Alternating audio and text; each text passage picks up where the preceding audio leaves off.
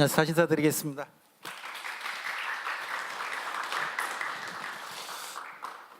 우선 제가 이 질문에는 구체적으로 나와 있지 않습니다만은 한국까지 오시는 긴 여정과 그리고 서울에서의 며칠 동안의 일정에 대해서 간단하게 소감 겸 우리 함께 하신 분들한테 인사를 나눠주시면 좋겠습니다. 여러분 모두 안녕하세요. 저는 이 자리에 있는 것이 참 기쁩니다.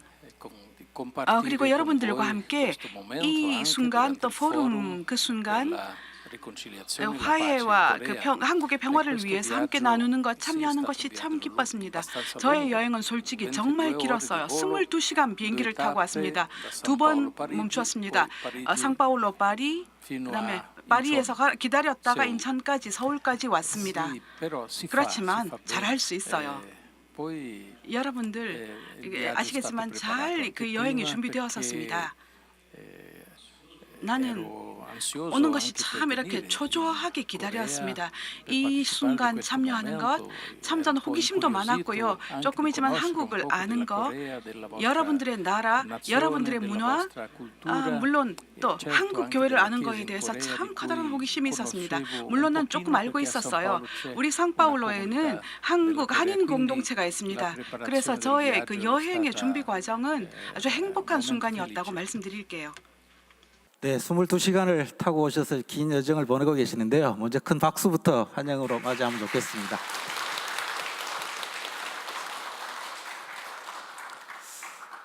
사실 저희들이 이 평화에 대한 이야기를 하고 있고 정의에 대한 이야기를 오늘 하고 있습니다.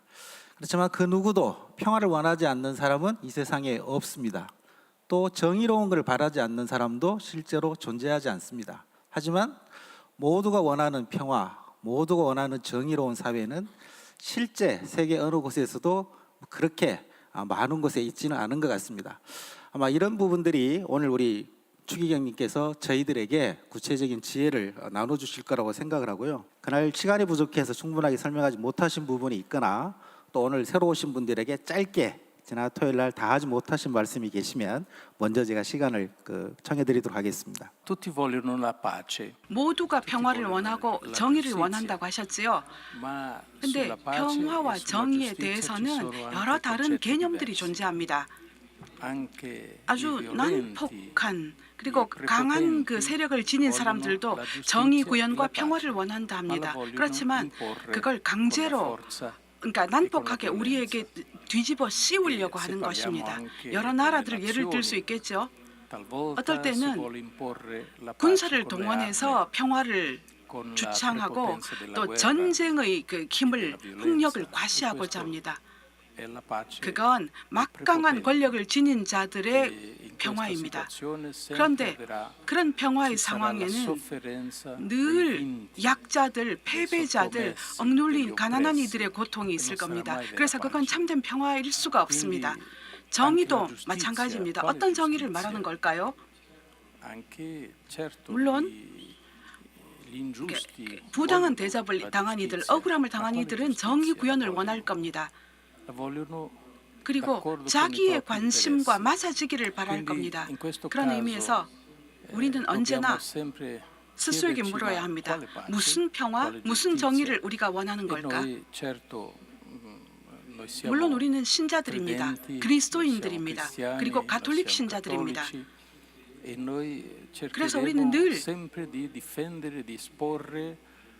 정의와 평화의 범주, 무엇보다 하느님 말씀에서 오는 것들을 사람들에게 보이고 그것을 설명할 수 있어야 할 겁니다.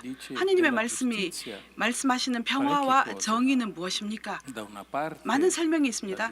한편으로 정의는 저마다에게 그냥 자기에게 속한 것을 돌려주는 것이 아니라 속할 권리를 지닌 것을 가지게 해주는 것이 정의라 하셨습니다. 이건 프란치스코 교황님께서 최근에 하신 말씀이신데 약간 새로운 정의의 개념이죠. 원래 자기 것을 갖게 하는 것이 정의가 아니라 저마다가 가져야 할 권리를 지닌 그것을 갖게 해주는 것이 정의이다. 인간으로서 사람은 존중받을 권리, 그러니까 자기가 사람이기 때문에 본성적으로 저절로 갖고 있습니다. 하느님의 자녀이기 때문입니다. 그러므로 참된 정의는 권리를 존중하는 바로 그런 정의입니다. 성경에서 수많은 예언자들이 이런 부분을 이야기했습니다. 고발과 더불어서요. 그러니까 정의와 권리가 모자라는 것에 대한 그런 고발이었습니다. 자기의 본성으로 사람이 반드시 가져야 할 권리를 지닌 것들을 갖게 해주는 정의입니다. 또 한 가지 정의의 다른 면은 역시 프란치스코 교황님께서 자비의 해 성년 동안 많이 말씀하셨던 것입니다. 바로 자비에 관한 것입니다. 자비 역시 정의의 한 부분입니다. 정의는 일종의 복수여서는 절대 안 됩니다. 그리고 악을 악으로 갚는 일이어서도 절대 안 됩니다. 정의는 자비도 요구하는 것입니다. 그가 가지고 있는 권리, 또 그걸 넘어서는 것, 그리고 그건 결국 자비라는 척도에 이르게 되는 것입니다. 따라서 정의에 대한 그리스도의 개념 범주는 약간 다른 것입니다. 보통 철학적으로 혹은 여러 가지 철학적 그 조류들, 정의에 관해서 많은 이야기를 하는 사람들, 나는 그런 이야기와 늘 동의하지는 않습니다. 복음, 하느님이 말씀이 정의에 말하는 것과 다르니까요. 그래서 바로 그런 지평에서 정의에 관한 이야기, 그리고 또 나아가서 평화에 대한 이야기를 합시다. 교회는 많은 순간에 평화에 대해서 그것이 그냥 힘의 균형이라고 말한 적이 없습니다. 어떤 사람이 많은 그 군비가 있으면 또 다른 사람이 그만큼 많은 군비를 똑같이 가짐으로써 서로 똑같이 무서워함으로써 평화가 이루어지게 하는 그것은 폭력의 평화입니다. 위협의 평화입니다. 결코 참된 평화가 아닙니다. 그러므로 정의와 평화에 관한 우리의 성찰은 바로 그런 지평에서 출발해야 하겠습니다. 하느님의 말씀에서 비롯되는, 따라서 우리 그리스도인들에게 참된 정의와 평화의 의미인 그것에서 출발해야 합니다. 앞에서 말씀하신 내용과 관계돼서 제가 구체적인 우리 한반도와 관계된 질문을 한 가지 먼저 드리도록 하겠습니다. 이 포럼의 발제문에서 이런 내용을 작성하셨습니다. 전쟁은 모든 휴머니즘의 실패이다. 그리고 인류의 패배라고 말씀하셨습니다. 그럼에도 불구하고 국제적인 갈등 해결을 위해서는 전쟁이라고 하는 수단이 많이 사용되고 있는데 이러한 전쟁의 대안을 찾아야 한다고 굉장히 강조를 하셨습니다. 또한 전쟁을 피하는 데 있어서는 집단의 책임의 존재, 집단이 책임을 지고 전쟁을 막아야 한다는 그런 부분도 강조를 하셨는데 현재 남북 간의 갈등 그리고 북한의 핵 문제와 관련해서 이러한 문제를 좀 해결할 수 있는 해법을 우리 세례 추기경님께서 한반도에 살고 있는 저희 구성원과 정치인들에게도 함께 좀 나눠주셨으면 하는 바람입니다. 감사합니다. 질문해 주셔서 흥미로운 질문입니다. 저는 이렇게 말해야 하겠습니다. 한국의 현실 그리고 한국의 갈등, 긴장 상황 저희들도 유심히 주목하고 있습니다.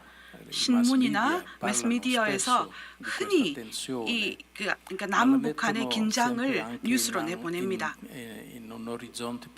그리고 더 넓은 지평에서 어쩌면 우리가 여러분들을 볼 수 있을 것입니다. 왜냐하면 미국이나 일본이나 여러 주변 국가들과 함께 볼 수 있기 때문입니다. 그렇지만 멀리서도 어쨌거나 저희들은 그 브라질에서도 그 상황을 주목하고 있습니다. 그리고 누군가가 이렇게 물었습니다. 왜 한국 가세요? 참 위험한 나라인데 거기 전쟁 일어나면 어떡하시려고 그러세요? 그래서 제가 말했습니다. 난 한국 갈 거예요. 평화를 위해 갈 거지 전쟁을 위해서 가는 거 아니니까요. 그리고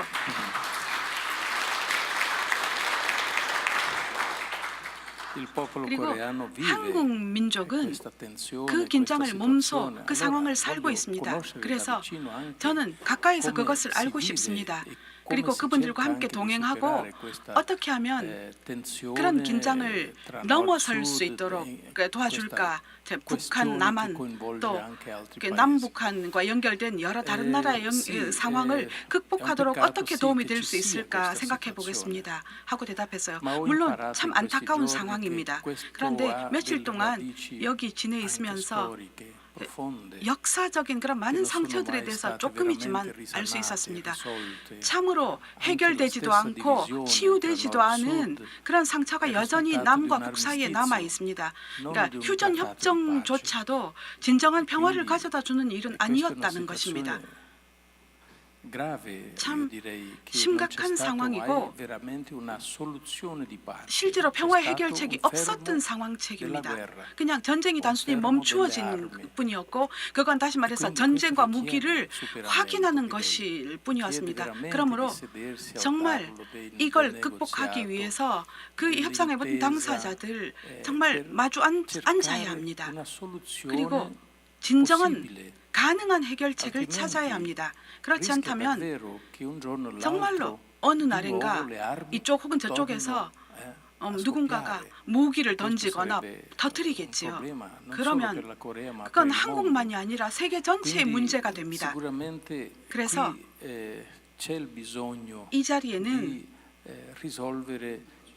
이 상황, 그러니까 오랫동안 지속되어 온 그 역사적인 상황을 해결할 필요가 있습니다. 왜냐하면 그것이 어떤 해결책, 참된 해결책 없이 계속 이어질 수 있는 그런 그 위험도 있기 때문입니다. 이 나라의 분단이 그 당시에 가능한 나름대로의 해결책일 뿐이었지만 여러분들은 그 상황에서 앞으로 나아갔던 것이 아니라 오히려 국경을 굳혔고 긴장은 더 증가했습니다. 그것이 오늘 그러니까 가장 중요한 그 긴장의 원인이 되었습니다.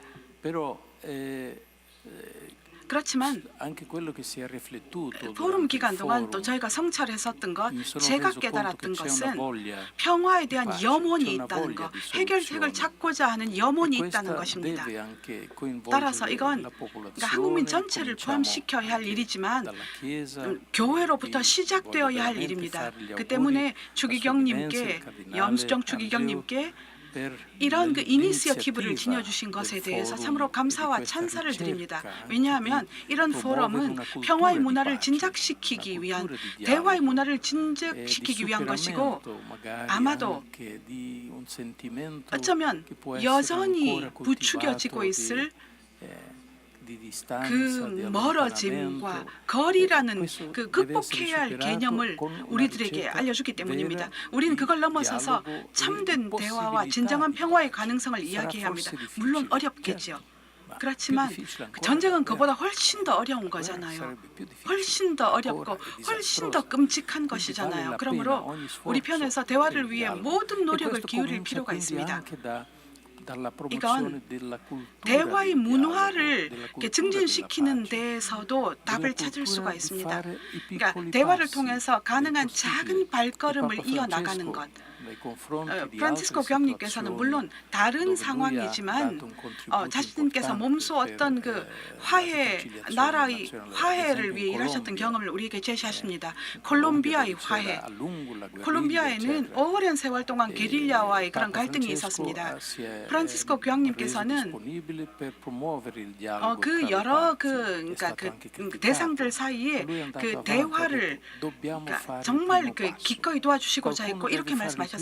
우리 모두 길을 떠나야 합니다. 누군가는 첫 걸음을 떼야 하지요. 누군가 걸음을 시작하면 앞으로 나갈 수 있을 것입니다. 실제로 그렇게 좋은 해결책이 콜롬비아 올 수 있었습니다. 물론 이제 시작되었고 더 성숙해야 하고 앞으로 나가야 되겠지만 한국, 여러분 사랑하시는 조국에도 가능할 거라고 저는 믿습니다.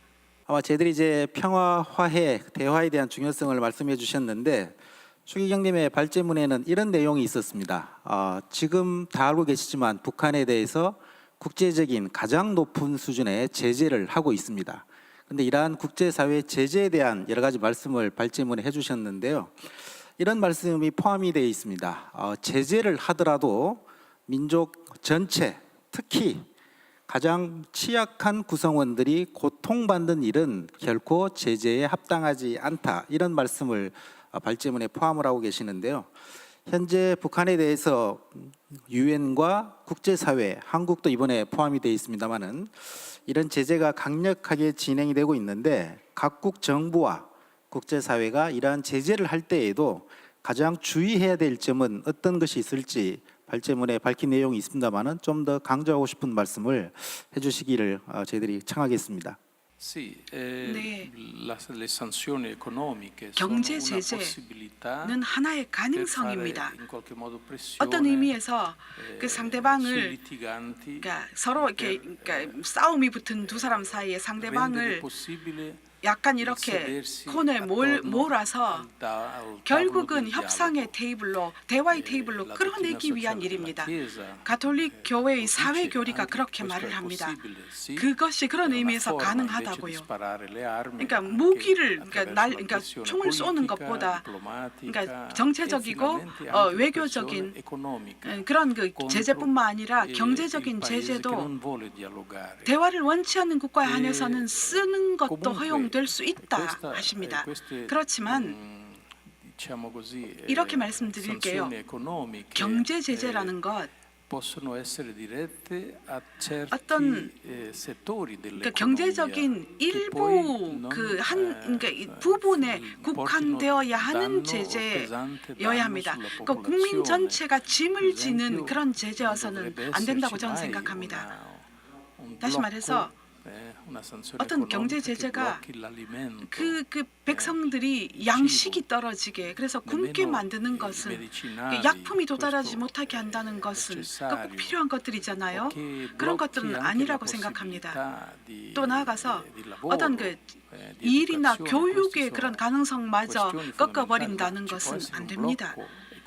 근본적으로 일부 예를 들면 그러니까 그 어떤 그 중공업 그러니까 기업체들이라던가 아니면 전쟁 군수 문기자를 만드는 그런 그 기업들에게 어떤 제재를 가할 수 있는 그런 제한된 것이면 괜찮지만 가난한 이들 사실은 가장 많은 고통을 당하는 사람들이거든요. 그러므로 민족 속에서 그러니까 현재의 전쟁의 상황 속에서 예를 들면 아프리카 예를 듭시다. 시리아도 마찬가지이고 프란치스코 교황님께서 말씀하셨고 또 선임 교황님들께서도 늘 염려하셨듯이 정말 그러니까 저기 그 인도적인 지원의 그 통로를 복도를 만들어야 한다는 말씀을 하십니다. 그래서 아무리 그들에게는 양식이나 약품이나 정말 그 의식주에 필요한 무엇보다 가난하고 약한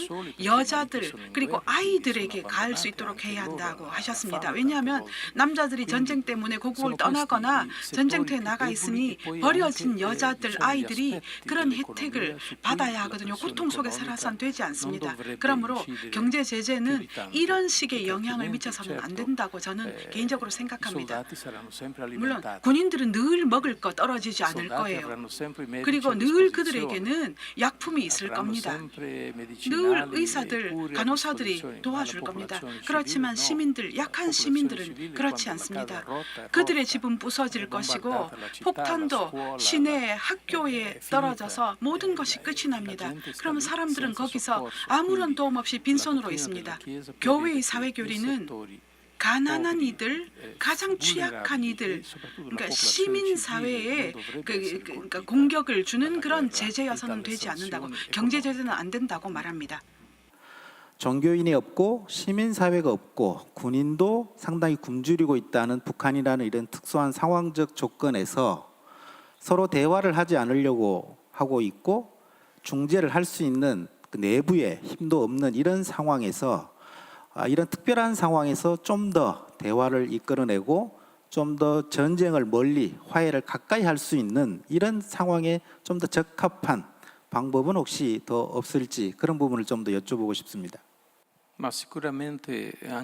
거기에 물론 그러니까 북한 같은 경우에 성당이 없지요.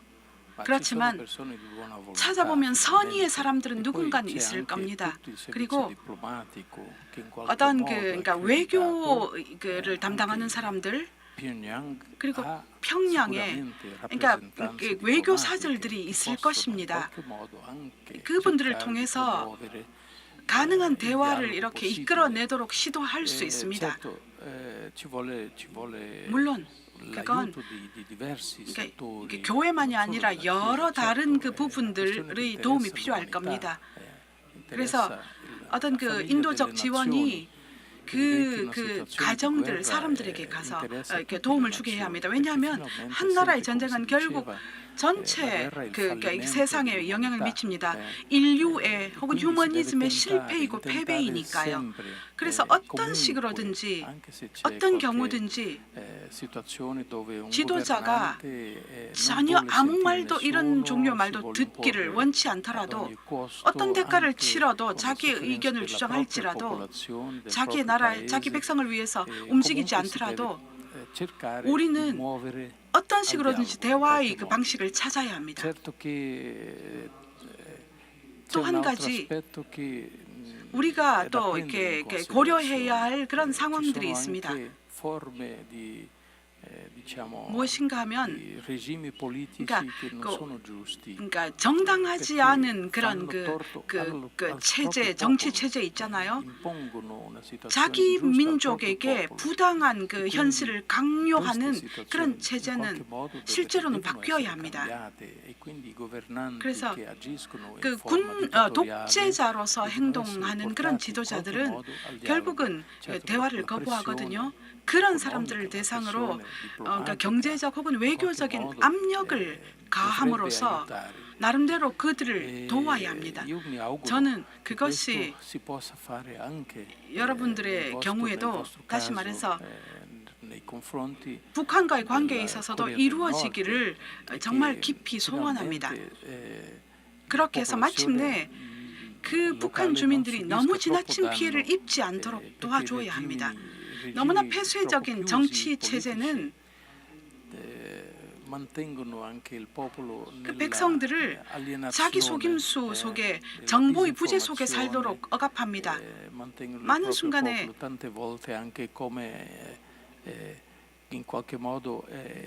그러니까 모든 그 외부의 상황을 에 대한 정보를 통제하고 부정직한 방법으로 아무런 그러니까 정보의 공간을 백성들에게 제공하지 않습니다. 그래서 그 사람들이 아무런 소식도 알 수 없게 하는 것, 그건 참으로 부당하고 억울한 자기의 백성을 향한 억울한 처사입니다.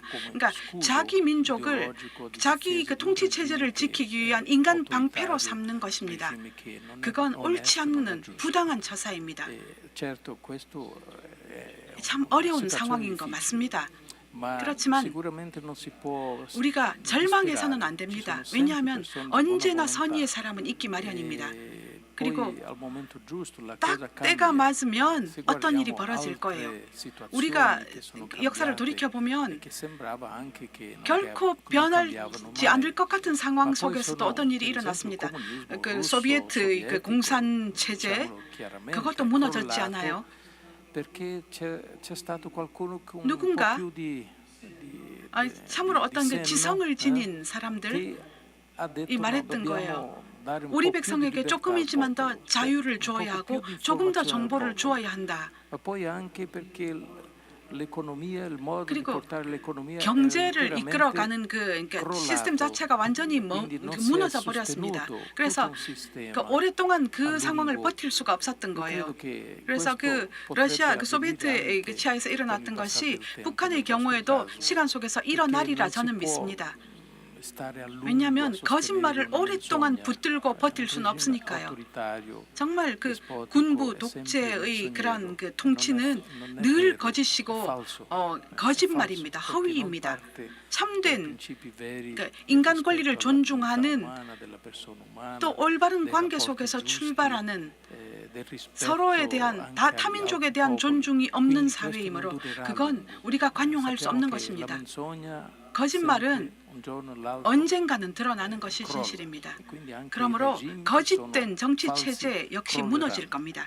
저희들이 사실은 이 북한에 대한 일을 하는 사람들이 많은 그 좌절감을 갖고 있는데 주기경님의 말씀을 듣고 저희들이 좌절 속에서도 희망을 갖고 또 북한 내부에도 분명히 저희들의 목소리를 함께 나눌 수 있는 의인과 같은 참된 사람들이 존재할 것이다. 그들과의 방법을 북한 내에 있는 대사관을 통하든 여러 가지 방법을 통해서 같은 방법을 찾으면 그쪽에서도 반응이 있을 거라는 그런 말씀을 해주셨고요. 아마 이 평화의 사도라고 하는 그런 표현들을 저희들이 쓰고 있는데 추기경님의 말씀을 들으면서 다시금 그런 표현들을 되새기게 되는 것 같습니다. 평화의 사도처럼 보이지 않습니까?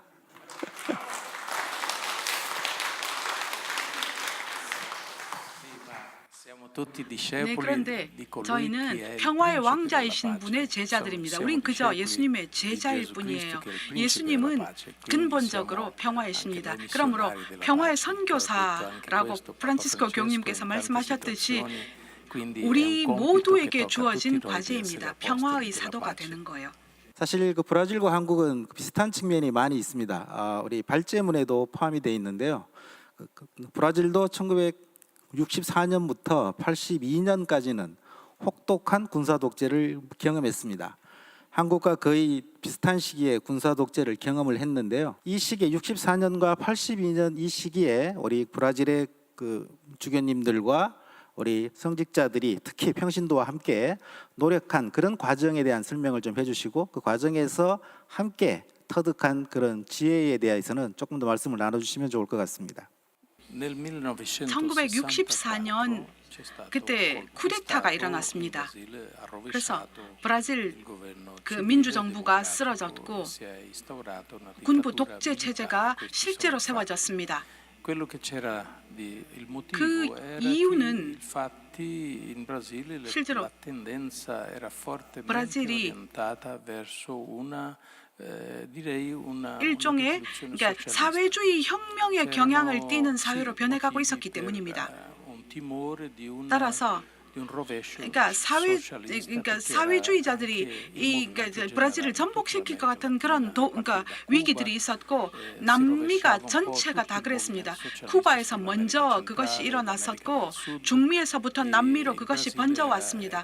브라질은 남미에서 그러니까 사회주의라는 것을 의논할 때 굉장히 중요한 나라입니다. 그러니까 브라질이 그러니까 그 가능했다면 공산주의 혁명이 굉장히 많은 힘을 가지고 퍼져나갔을 겁니다. 그래서 군부가 그런 경향을 지니고 있었던 그러니까 민간 정부를 뒤집고 공산 정부를 그러니까 금지했어요. 공산 체제를 금지했습니다. 그리고 그것은 자연스럽게 게릴라들을 양산했고 많은 사람들 그러니까 특히 그 권력가들 사이에 어떤 공격과 그 보복들이 일어나면서 일종의 그 끝없는 폭력 예를 다시 말해서 그 반군 편에 든 게릴라의 편에 든 사람들에게 폭력이 가행되었습니다. 그래서 굉장히 폐쇄적인 독재 정부가 수립이 되었습니다. 처음에 수많은 주교님들께서는 어떤 의미에서 사실은 그러니까 그 공산주의 위험에 제재를 하는 것에 대해서 나름대로 기뻐하셨습니다. 그런데 반면에 군부 독재가 너무 강하게 일어났고 많은 정치적 박해가 일어났습니다. 많은 이들이 감옥에 갇혔고 고문을 당했고 나아가 살해를 당했습니다. 아주 굉장한 보복이 일어났습니다. 또 굉장히 그러니까 혹은 개인적인 가치에 대한 자유 제한이 있었습니다. 그래서 주교님들께서는 점점 그런 경향으로부터 멀어지기 시작했습니다. 그 군부 독재의 그 체제에서 멀어지기 시작하셨습니다. 그리고 그들을 고발하셨지요. 권력 남용, 무엇보다 고문, 인권에 대한 그 부족, 그러니까 사람의 권리를 존중하지 않는 이 모든 것에 대해서 고발을 했고, 물론 그것은 그러니까 정상적인 민주적인 정부로 돌아가자는 요구를 담고 있는 것이었습니다. 그래서 주교회의도 다 함께 움직였습니다. 그 중에서 그러니까 주기경님들 또 주교님들 브라질의 그 어떤 인물들께서 몇몇 분들께서 참으로 강하게 그 군부 독재를 향한 고발의 목소리를 유지하셨습니다. 그래서 어떤 의미에서 여론의 그 방향을 올바른 그 선을 향해서 희망을 지니고 유지할 수 있도록 애쓰셨습니다. 그러니까 정상적인 민주 절차로 돌아가지 않은 호소였습니다. 그런 일에 있어서 그러니까 그런 그 권위주의적인 군부 독재 체제를 넘어서도록 교회가 큰 힘을 했다고 볼 수 있습니다. 물론 그건 우리에게도 상처를 남겼습니다. 실제로 이건 일종의 사면을 통해서 물론 겉으로는 극복되었습니다. 1988년에 새 헌법이 개정이 되었는데 나름대로 괜찮고 민주적인 헌법이었습니다. 거기에서 우리가 서로 토론도 했었고요. 헌법이 개정되었을 때 사면령이 내렸습니다. 그래서 감옥에 갇혔던 이들, 정치적으로 박해를 당했던 모든 이들, 특별히 그러니까 그 정부에 대항했던 사람들에 대한 사면이 이루어졌습니다. 그런데 그 사면이 좋은 결과를 반드시 가져온 건 아니었습니다. 왜냐하면 그건 그러니까 인류 범죄라고 부르는 것들을 포함하고 있으니까요. 그런 것들에는 아직 해결이 이루어지지 않았습니다. 반인류적 범죄에 대해서. 그래서 여전히 우리나라에는 긴장들이 존재하고 있습니다. 아주 강렬한 긴장이에요. 그러니까 군부 독재를 옹호한 이들과 군부 독재를 반대한 이들 사이에 그러니까 다 쉽게 말하면 좌편향, 우편향의 그런 긴장입니다. 그런데 그것이 현재 우리가 살고 있는 이 시점에 다시 아주 강하게 돌아왔습니다. 현재 브라질 정부는 아주 약하고 부패한 정부입니다. 한편으로 한 민족이 자라나기 위해서는 생각해 보세요. 그러니까 많은 그 젊은이들조차도 군부 독재에 대한 향수를 느낍니다. 이거 너무 복잡하니까 군부 독재가 와서 질서를 확 잡으면 좋겠다. 그러면 우리나라가 질서가 잡히겠다 하는 그런 생각들이 있습니다. 그렇지만 또 한편으로는 또다시 사회주의 혁명에 대한 향수도 솟아납니다. 우리는 참 그런 면에서 델리케이트한 상황을 살고 있습니다. 그렇지만 다행히도 우리는 이런 벌써 4, 5년 동안 이루어지고 있는 데모라든가 갈등들을 특별한 폭력이나 피 흘림 없이 거쳐가고 있는 중입니다. 표현의 자유와 더불어서요. 중요한 것은 민주체제가 버텨야 한다는 것입니다. 그것이 존중받아야 한다는 것입니다. 물론 늘 100% 이렇게 만족스러운 것은 아니지만 민주체제는 존중되어야 합니다. 그것이 나름대로 그러니까 민주사회의 성숙한 면을 나름대로 보여주는 것입니다. 그래서 저는 그러니까 얼마 후면 브라질에도 그러니까 대통령 총선이 있을 것이고 지방선거가 있을 것입니다. 그러니까 그 어떤 그 지역들의 연합체의 그런 그 선거도 있고요. 아주 굉장히 커다란 정치적 쇄신이 실제로는 이루어질 겁니다. 그리고 국민들이 진정한 그런 그러니까 아직 가지고 있는 악을 그러니까 극복하기 위해 분명히 분별력을 지닐 거라고 저는 믿습니다. 저희들이 공부를 하기에도 아르헨티나 같은 경우에 인권 피해자들의 대표적인 집단이 많은 그 이후에 활동을 해서 가해자에 대한 처벌과 같은 과거 청산에 대한 강력한 요구를 해왔고 그로 인해서 남미의 아르헨티나와 많은 나라들이 지금도 과거 청산에 대한 진행 과정이다. 그렇게 저희들이 배우고 있는데요. 브라질도 같은 상황이 지금 이어지고 있는 것 같습니다. 이런 측면에서 우리 한반도는 통일 전후 과정에 북쪽 내에 가해자와 피해자가 훨씬 더 많은 수가 지금 섞여서 살아가고 있고, 이것이 잘못되면 엄청난 제2의 큰 재앙을 가져올 수도 있기 때문에 우리 한국 사회에서 그 부분에 대한 준비와 그런 노력을 하고 있는데요. 이 브라질의 지금의 상황을 놓고 봤을 때 이 앞으로 한반도에서 그러한 서로 가해자와 피해자가 다시 특히 북한 내부에서 등장해서 재앙이 발생하는 것을 염두에 두고 우리 한국 교회, 한국의 우리 성직자와 우리 평신도들이 그런 부분에 대해서 어떤 노력과 어떤 준비를 좀 더 하면 좋을지를 제가 질문을 드리도록 하겠습니다. Sì, la questione 참 좋은 è 질문이세요. buona, 참 questione 옳은 맞는 vera. 질문이고요. Anzitutto 무엇보다 la questione della ricerca della 진실을 verità. 찾는 Le 그 madri 5월 광장의 della 어머니들, Buenos Aires 부에노스아이레스의 어머니들, chiedono anzitutto 그러니까 informazioni 자녀들에 sui 대한, figli 그러니까 scomparsi. 사라져버린 자녀들에 대한 올바른 정보를 요구하는 것입니다. 어디 있는지 더 이상 알지 못하는 자녀들요. 군부 독재 때 살해를 당했거나 어디로 이렇게 사라져버린 아이들, 아무런 설명도 정보도 없는 아이들, E si sa che questo è avvenuto in 참으로 많은 아이들이, 젊은이들이 사라졌습니다.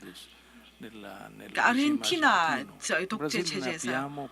브라질은 그렇게 많지는 않습니다만 이 현실은 나름대로 어떤 적법한 설명을 요구하는 것입니다. 5월 광장의 어머니들, 부에노스아이레스의 어머니들은 결코 자녀들을 다시 만나지는 못할 겁니다. 그렇지만 최소한 무슨 일이 있었고 어디에 묻혔는지는 알 수 있을 것입니다. 그것이 나아가서 어떤 상처와 남아있는 허물을 채워주는 한 걸음이 될 겁니다. 그것이 해결되지 않으면 여전히 고통으로 남으니까요. 그래서 진실 규명에 관한 거 하나 더 말씀드리면, 브라질 역시 진실 규명의 어떤 과정들이 있었습니다. 과거에 대해서요. 그런데 가끔씩 그건 너무 가슴 아프고 힘든 과정이 되었습니다.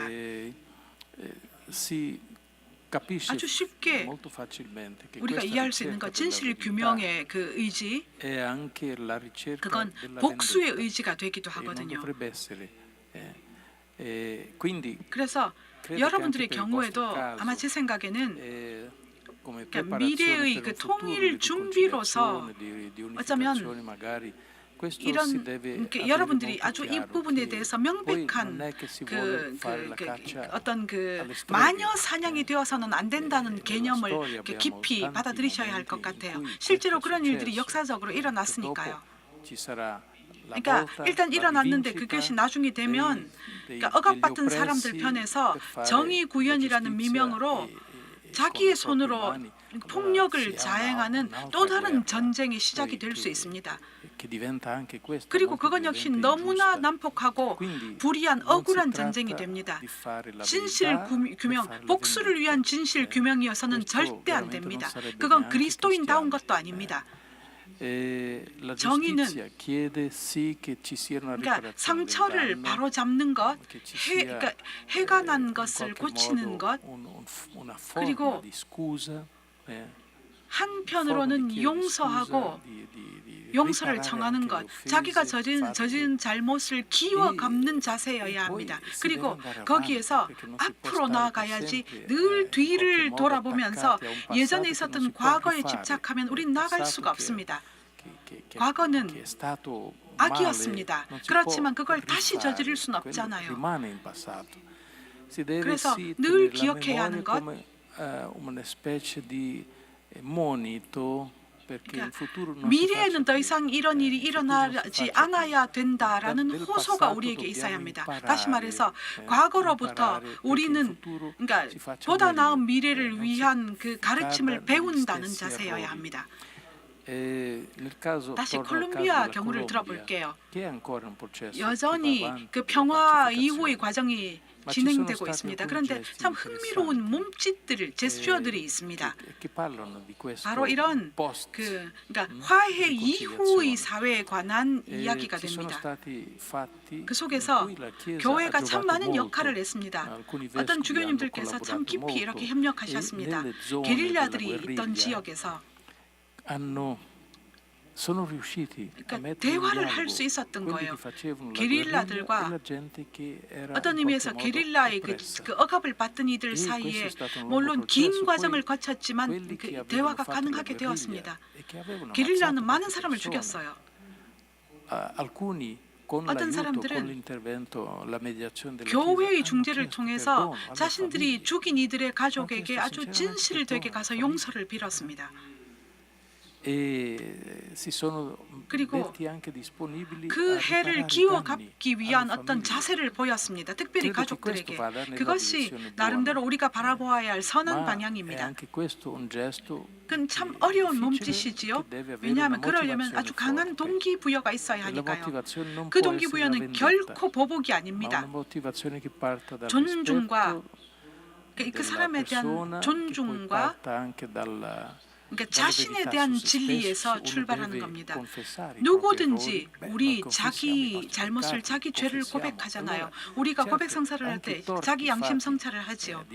사회에서 다른 사람들을 향해 일어난 그런 미움과 폭력들, 다른 민족이나 다른 사회를 위해서도 나름대로의 어떤 고백, 물론 성사는 아니지만 일종의 그런 그 고백 선언이 있어야 합니다. 잘못을 저질렀다고.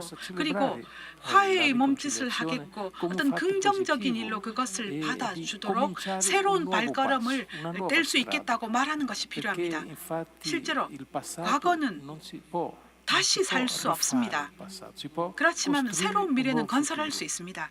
네, 저희들이 이 북한 지역에서 발생한 수많은 인권 피해 가해자들의 관계를 어떻게 정리할 것인지에 대한 많은 지혜를 주신 것 같고요. 불행한 역사를 갖고 있고 불행한 경험을 가진 개인과 국가에게는 그것을 청산하기 위한 과정이 필요합니다. 1차적으로는 진실을 규명하는 것으로부터 시작이 되는데 그 진실의 규명이 자칫 자신의 원한을 푸는 보복을 하는 과정으로 흘러가서는 안 된다고 하는 그런 말씀을 해주셨고, 그 과정이 대단히 진한한 그리고 대단한 우리 교회 속의 가르침 속에 있어야 그것이 가능하다고 하는 말씀을 해주신 것 같고요. 너무 먼 거리에 있지만 동일한 역사, 동일한 아픔을 가진 곳에는 동일한 해법이 있을 수 있다는 것을 보여주는 것 같습니다. 우리 추기경님 지구를 거의 한 바퀴 돌아서 서울에 오셨고 짧은 기간에 여러 행사를 지금 참여하고 계시는데 제가 뵙기에는 전혀 피곤해 보이시지 않으세요? 아마 돌아가셔서도 피곤하지 않으실 것으로 그렇게 저희들이 기대하고 싶고, 마지막 인사 겸 하고 싶은 말씀을 좀 청하는 것으로 마무리를 하겠습니다. Sì, grazie. Ma ricordo che devo anche adesso tornare. 감사해요.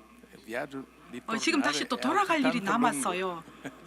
돌아가는 Ma lo fanno 것도 anche 오는 tanti 것만큼 coreani 멀어요. vostri che sono in São Paulo. 그런데 São Paulo 많은 abbiamo una 한국인들, grossa 상파울루에 comunità 계시는 한국인들이 그러니까 그렇게 여행을 합니다. 한인 공동체가 굉장히 크고 성 김대건 안드레아 신부님께 바쳐진 여러분들의 첫 순교 성인 사제 신부잖아요. 그분들의 공동체가 많습니다.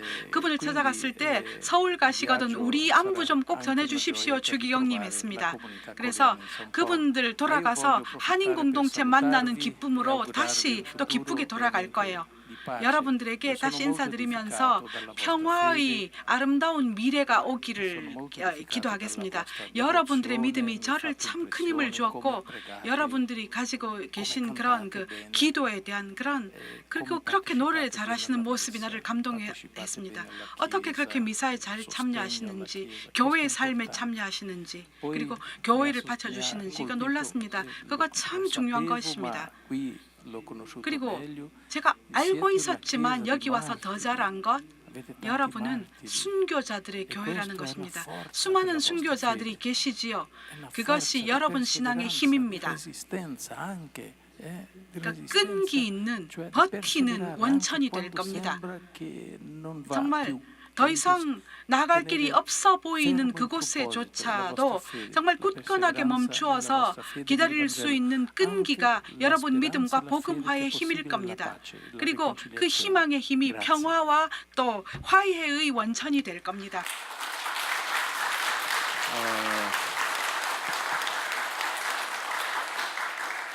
네, 한 시간이 금방 지나간 것 같습니다. 우리 상파울루에 있는 우리 한인 공동체 다시 한번 기억해 주십사 하는 말씀 해주셨고, 정말 먼 걸음을 왔다가 다시 돌아가셔야 되는 우리 세례 추기경님과 이 귀한 자리를 마련해 주신 우리 염수정 추기경님, 그리고 민족화해위원회 모든 분들에게도 마지막 박수로서 이 네 번째 대화마당을 마치도록 하겠습니다. 고맙습니다.